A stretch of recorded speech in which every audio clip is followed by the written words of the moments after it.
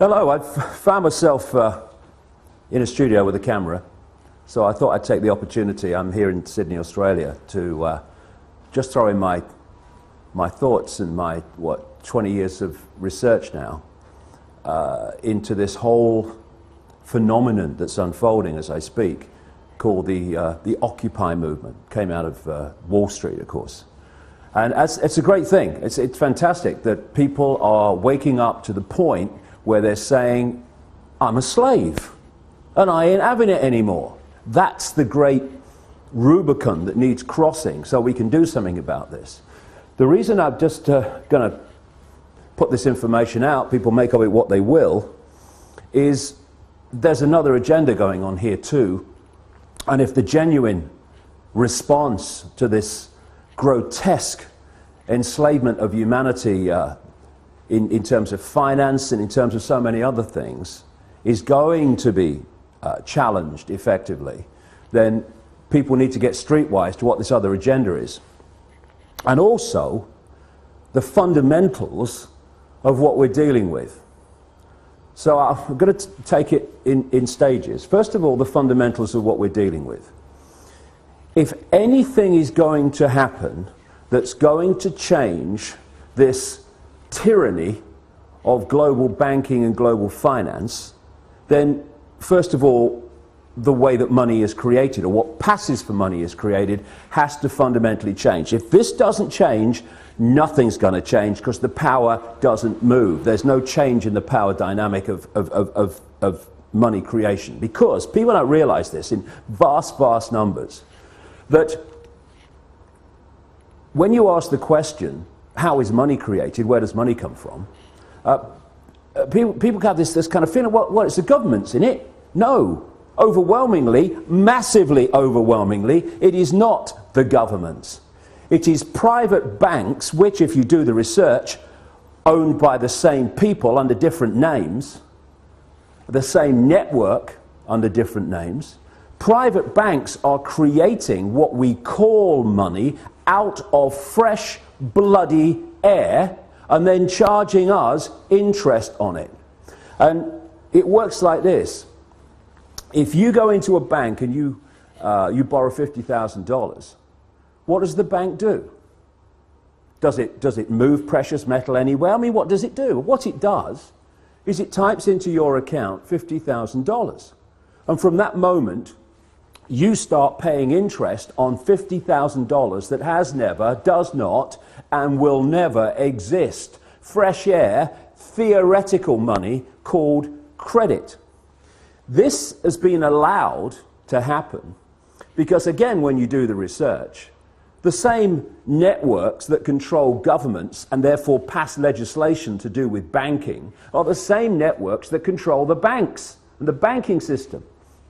Therefore, laws have been passed called fractional reserve lending that allow banks to lend at least, and my goodness, it's at least, 10 times what they have on deposit. So when you put $1 in a bank, that bank can now lend 9/10 that it does not have. Fresh air, figures on a screen. Not only that, you borrow $50,000 from a bank. What does it do? It types into your account $50,000. Okay, now you're paying interest on it. But you take $10,000 and you say, I'm going to buy that car, and you give $10,000 to the guy who owns the car to buy the car off him. Now the guy who's received your $10,000 that was created out of nothing in the original $50,000 now goes and deposits the 10 grand in his own bank. Now that bank can lend 10 times the 10 grand that was created out of nothing in the first place. This is what's going on. And then if you follow one loan, $50,000 or whatever, you follow that through the banking system, and that one loan allows the banking system as a whole to create phenomenal amounts of non-existent money we call credit from that original non-existent credit loan. This is how the banking system, ladies and gentlemen, have taken the world over. Why wouldn't it when they can do that? And there's another little scam here. All written in, on purpose, cold, calculated. When you go into a bank and you borrow $50,000, the bank creates, even in this theoretical, ludicrous way, $50,000. But you're not paying back $50,000, you're paying back $50,000 plus interest. The interest is never created, even as credit, which means a simple fact. At any point in time, coldly calculated, designed to be, there is never anything like enough units of exchange, money, in circulation to pay back all the principal on the debt and all the interest on the outstanding debt. Therefore, people losing their homes, losing their businesses, losing goodness knows what else that they've worked for, is built into the system. Now, when you have a boom and there's an expansion of this non-existent, ludicrous money called credit, then Peter pays Paul hides to a large extent the fact that we're in this situation where the outstanding debt cannot be paid back or even nearly paid back plus interest because there isn't the units exchange to do it. But when you go into a recession or a depression and there is a contraction of those ludicrous units of exchange in circulation, then it becomes blatantly obvious that there's not enough units of exchange to pay back all the interest on the debt and all the principal, and that's why you get this explosion, which we've got now, of people losing their homes, losing their businesses, losing their land, their farms, etc. And all these tent cities that are appearing around the world. And so we have a system where the private banks, in the end controlled by the same network, not least around the house of Rothschild and others, the Rockefellers too, in America, have been given this level of power to create money and dictate completely, beyond governments, global finance. And that's why they're able to create booms and busts at will. That's why when they want to create a bust and a depression, which they have now, what do? They refuse to issue the same amounts of ludicrous credit units of exchange. And what do we call it? Oh, the banks have got a credit crunch. A credit crunch, what's that? It's suppressing the amount of money in circulation, so by definition creating this situation we're in. The whole money system has been designed from its creation to be a system of human enslavement and human control and human suppression.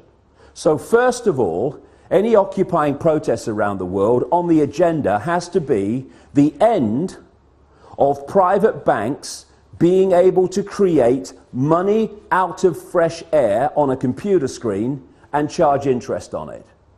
Now here's a question.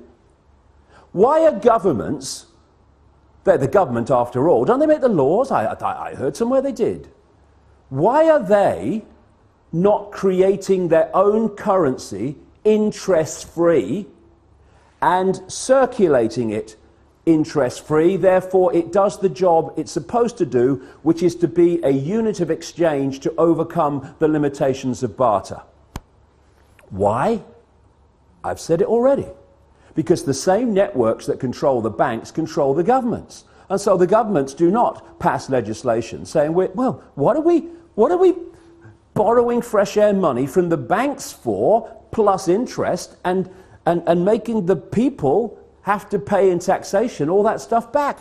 All we got to do is create our own money interest-free, because you see, at the moment, the very unit of exchange which allows economic activity to happen is created at the very start as a debt by people borrowing money from banks called credit. It's a debt from the start, the very unit of exchange in the world. It's crazy, it's insane. Number two, that has got to go. No more governments, and we need to redefine what we see as government too. No government borrows money at interest from private banks. Ludicrous. Then there's another thing. Like I say, whether we have a boom or a bust is decided by this very banking system. because they have what they call an economic cycle. It's total corruption and total manipulation. First of all, they put lots of units of exchange out, credit. Oh, you know, you earn 2 and 6 a week? Okay, have this £500,000 house. Yes, here's the money, take it. And they put lots of units of exchange in circulation. And there's a boom, manufactured, and when people are in a boom and they get confident about their jobs, they go into more debt, bigger house, a bigger car, all the rest of it. And then what they do at an optimum point, this is what they did in 2008, is they take or create an excuse to take money out of circulation. Now the economic activity generated by that amount of money in circulation is no longer possible. And we move over here, fishing line coming in now, to a depression or a slump. People do not lose their homes overwhelmingly because they don't want to work anymore. They lose their homes because there's not enough economic activity to generate the income to pay the mortgage. Companies don't go bust because they think it would be a bit of fun. They go through a bust because there's not enough demand for their products at a time of a downturn when the money in circulation is being reduced. And what happens? The banks that have created this problem in the first place, they take the homes, they take the businesses, they take the land, they take the real wealth for having not been paid back money that has not, does not, and will never exist. This is the power that the governments, controlled by the same network, have given to the banks to control planet Earth. Anything that comes out of these Occupy protests that does not include demands, not taking no for an answer, this has got to go, it's going to change nothing. And there's another couple of things, maybe a few more, that I'd like to get across to those that are brilliantly protesting around the world. Because there's nothing more manipulatable than genuineness that isn't streetwise. And what we need to do, if we're going to really bring an end to this outrageous, inhuman nonsense, is we have to get streetwise pretty damn quick. Because there are people, vultures, flying around, flitting around these protests, not least in Wall Street, trying to direct it in a certain direction that will make the world more enslaved and more unjust than it is now. There's certain coordinates, 3 will do in this presentation, if you like. 1, where does this network behind the banking system and behind governments and behind the transnational corporations, where does it want to take us? Okay? Well, simple. It wants total control over the entire human race, mentally, emotionally, physically, and financially. And to do that, and there's a few, compared with the 7 billion global population, there are a handful of people at the core of this in full knowledge of what they're doing. They have to constantly centralize decision-making. Because the more you centralize decision-making, the more power the few have over even greater numbers of people. The other thing that goes on is the more you centralize power, the more power you have centrally to centralize even quicker. So the process of centralization of power, it's been given a word now for a long time called globalization. This can move quicker and quicker and quicker through this process of centralized power, more power to centralize even quicker. What they want to create, I've been writing about this now for nearly 20 years, is they want a world government that would dictate all laws, apart from a few local things. All the major laws will be dictated by this world government, just as the European Union dictatorship now dictates something like 75% of the laws that are passed in Britain. They want a world government then that would dictate to everybody on the planet. They want a world central bank that would dictate all global finance to every what is now countries, though they want to break them up into regions. They want a world army to impose the will of the world government on anyone that doesn't want to accept it. That's what NATO is now. You know, when they're justifying bombing whole cities of civilians on the pretext of protecting civilians, and they say the world community has decided, we have GH, and the international, that's code for world government. And when they then say, we're going to bring NATO in because the world community has decided, no, actually, America, Britain, France, and one or two others have bloody decided, and Israel. They are talking about NATO as a world army.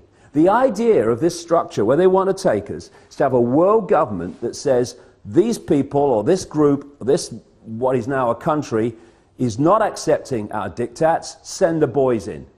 And that's what we've seen in Libya. That's what they're trying to bring in Syria. That's what we're seeing increasingly around the world. The international community has decided, send the boys in. NATO, de facto world army.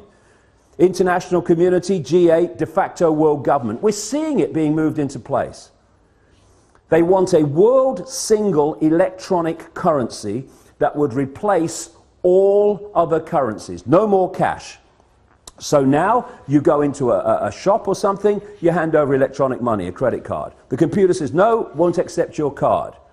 You least now, still, although it's going out of circulation at an extraordinary rate, you can still say, okay, I'll pay cash. What about when there's no cash and that computer says no to your credit card or your microchip as it's designed to be eventually? That's deciding if you purchase or not. It's all about control. And so they want this world currency, and that's what we're seeing in Europe now. People say, oh, the euro's not working. Look. No, it's not. And you know why? Because it's not supposed to work. It's just a stepping stone. You had all those currencies in Europe, in Italy, in France, all these different currencies. They wanted on the process of getting to this world currency to get rid of them. So they replaced them all, nearly all of them anyway, with the euro. Now all those currencies in one fell swoop gone. Now we're down to one in Europe, in most countries, the euro. So now what do? They want to make the euro not work as the next stage of getting more and more into this, towards this one world currency. So, another thing to mark the card for anyone involved in these Occupy protests, if any suggestion comes along that we should go to some form of world government, or to, and they're even talking about it now, to a world central bank and all this stuff, no, no, no. Listen, it's centralization of power in this world that has got us into this mess. If you have diversity of decision-making, there's so many points of decision-making, no cabal at the center can dictate that or manipulate that on anything like the scale that it can when you have centralization of power. So we've got the European Union, we've got which is a fascist dictatorship or communist dictatorship, whichever we want to call it. We've got this single currency and all the rest of it, all this economic disaster in Europe, all manipulated on purpose, as it is in America and elsewhere. And I'm seeing people say, well, the answer to all the problems caused by this constant centralization of power, we need more centralization of power. Let's go to a world level now. And yet, as I've shown in my books for 20 years, this is exactly what the plan has been all along. And if we're not very, very careful, many of the Occupy protesters are going to be manipulated, unless they get streetwise about the game and how it's played. They are going to get manipulated into accepting, even demanding, a solution to a problem that is going to make the problem even worse and the enslavement of humanity even more extreme.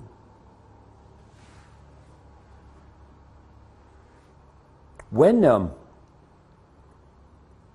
you look at where they want to take us, which is into this centralized global dictatorship, Then you look at the main technique that they used to take us there. I gave it a name a long time ago now. Problem, reaction, solution. Dead simple, devastating. At stage one, you create a problem. You blame someone or something else for it to hide the fact that you're really behind it. You then, through an unquestioning and pathetic media, tell the people the version of the problem you want them to believe. What you want at stage two is the reaction to the problem from the people. Fear, outrage, something must be done. It could be a war, it could be a terrorist attack, like the Mossad American intelligence operation known as 9/11. It could be an economic collapse, whatever. Whatever problem you need to be allowed you to go to stage three of problem, reaction, solution, which is to offer the solutions to the problems you have covertly created and blame someone or something else for it. And those solutions are constantly advancing your agenda to this centralized global dictatorship that I'm talking about. So when you crash the global economy, and when you're moving trillions and trillions of dollars around the world economy every day, that's this network is, you decide if it goes up or down. Nobody else does, you do. And therefore, you can create an economic collapse at will. That's what they did in 2008, and they've gone on with it since. And the idea is that that problem is then offered a solution. And people like the Rothschild-controlled bagman and billionaire George Soros, one of the major funders, by the way, into existence of MoveOn.org, which is trying to move in, this Democratic Party-owned, cabal-owned operation, moving in on the Wall Street protests and stuff like that. You can then offer the solutions that Soros and others are offering, which are what? To solve this economic global crash, we need a world central bank. Stands back in amazement. I'm shocked. Knock me down with a feather and I shall swoon. It's so blatant, it's so callable, it's an open book once you do the research and you realize where this is going. And so, it's so vital as we've reached this point, this cusp where so many people have gone through or are going through this process now, where they're saying, I'm a slave and I'm not having it. And then they go to the next stage, which is what we're starting to see. It's so important that they don't allow themselves to be pawns, genuine pawns, unknowing pawns, but pawns all the same, in a manipulation that then takes us on to the next stage of an even greater financial and human enslavement than we've had up to this point. Because this is a vital area.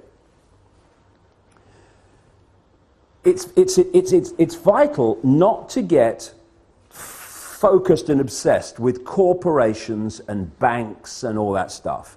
It's about control. It's about human control. And the form it takes doesn't matter to these people. They just want the form that brings most control. Now, in the process of doing this, they've reached a point where the control has been going on through a banking system, private banking system, controlled by these families and their networks, and through corporations controlled by the same families and these networks. I mean, I keep seeing people say, we must have an end to capitalism. We don't have capitalism. We have cartelism. It's like J.D. Rockefeller said, competition is a sin.